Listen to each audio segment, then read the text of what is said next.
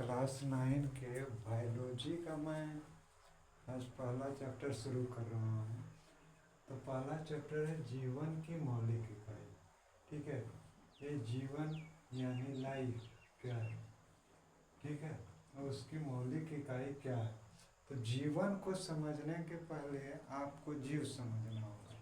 देखिए यहाँ जीव जो होता है वो दो प्रकार का होगा, ठीक है, एक सजीव हुआ और दूसरा निर्जीव हुआ। ठीक है, यानी देखिए दोनों जीव लगा हुआ, सजीव यानी जीव के साथ और निर्जीव यानी निर्जीव बिना जीव के। तो यहाँ जीव का साधारण अर्थ क्या हो गया, हम समझिए तो प्राण है ना।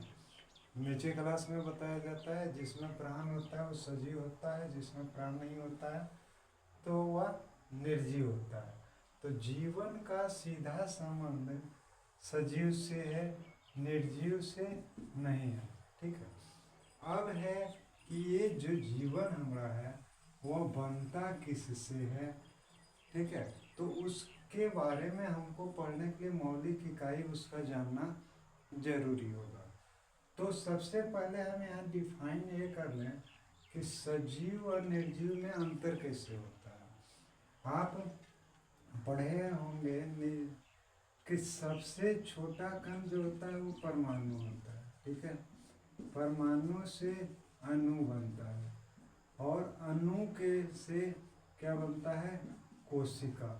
देखिए ये सजीव में आगे बढ़ता जाता है, परमाणु से अणु, अणु से कोशिका, कोशिका से अंग, फिर अंग से अंग, अंग कोशिका से उत्तक, उत्तक बनता है, उत्तक से अंग बनता है, फिर अंग तंत्र बनता है ना, फिर व्यष्टि यानी जीव बनता है।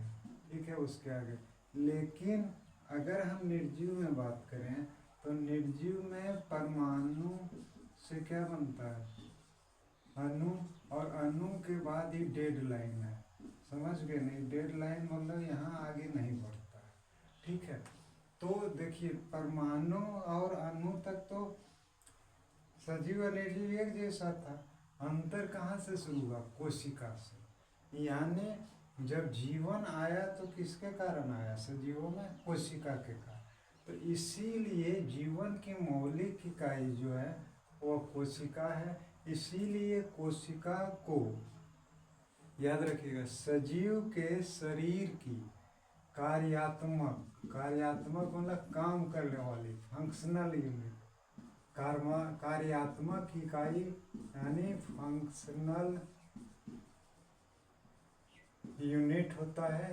यानी जीव जंतु के शरीर में जितना भी काम होता है सब कोशिका के कारण होता है।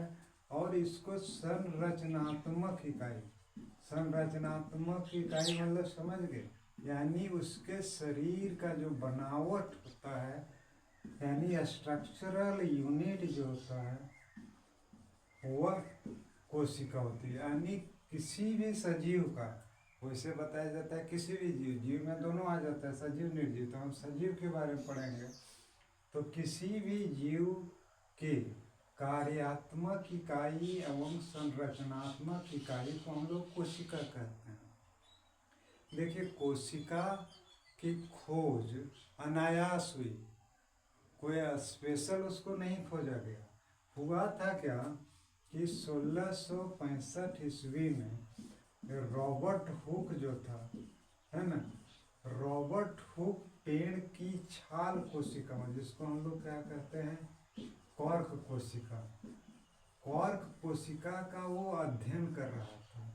खुद स्वनिर्मित अपने से बनाया था वह सूक्ष्मदर्शी। उस सूक्ष्मदर्शी से वह क्या कर रहा था, कॉर्क कोशिकाओं का अध्ययन कर रहा था।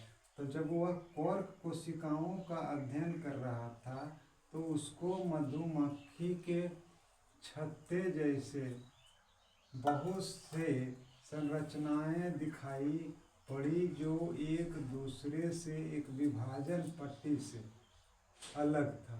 तो उन्होंने इसका नाम सेल रखा। सेल का अर्थ होता है छोटा कमरा। जैसे आप लोग सुने होंगे जेल में सेल होता है, यानी बहुत छोटा सेल होता है, तो उन्होंने उसका नाम सेल रखा और तब से ही इसका नाम सेल बना। 1665 लगभग 500 बरस के करीब हो गया, लेकिन इसका नाम इसलिए नहीं बदला गया क्योंकि रॉबर्ट हुक का ही यह प्रयास था कि उसने सबसे पहले सेल को देखा था। ठीक है, अब इस सेल के बारे में तो विस्तार से इस आगे के वीडियो में हम बताएंगे। तो ये जो देखा था रॉबर्ट हुक यानी निर्जीव सेल देखा था, जिसमें फंक्शन नहीं होता था, निर्जीव कोशिका को देखा था। आगे चल कर के वो जो हुआ 1674 ईस्वी में, जो था एंटोन वॉन ल्यूवेनहॉफ ने एक सबसे पहले जीवित कोशिका को देखा। तो जीवित कोशिका को ये कहाँ देखा? देखिए, आप याद रखिएगा, जीवन की शुरुआत जल में हुई है, क्योंकि अभी भी वर्तमान में 3/4 से अधिक भाग पृथ्वी पर जल है। और अगर पुरातन इतिहास को पढ़े होंगे तो कहा जाता है कि नॉर्थ इंडिया तक जल ही जल था, यानी जल अधिक था। तो सबसे पहले जीवन की शुरुआत जल में हुई। तो वह जल में अत्यंत सूक्ष्म पौधों और जंतुओं को देखा। तो उसमें उसने उन कोशिकाओं को काम करते हुए देखा। इसलिए जीवित कोशिका को देखने का श्रेय एंटोन लोवेनहॉफ को जाता है, जो 1674 में देखा। आगे के वीडियो में इस चैप्टर को मैं सिलसिलेवार बनाऊंगा और आपके लिए प्लेलिस्ट बना दूंगा ताकि पूरा चैप्टर को आप एक साथ देख सकें। प्लीज़ लाइक और सब्सक्राइब कीजिएगा।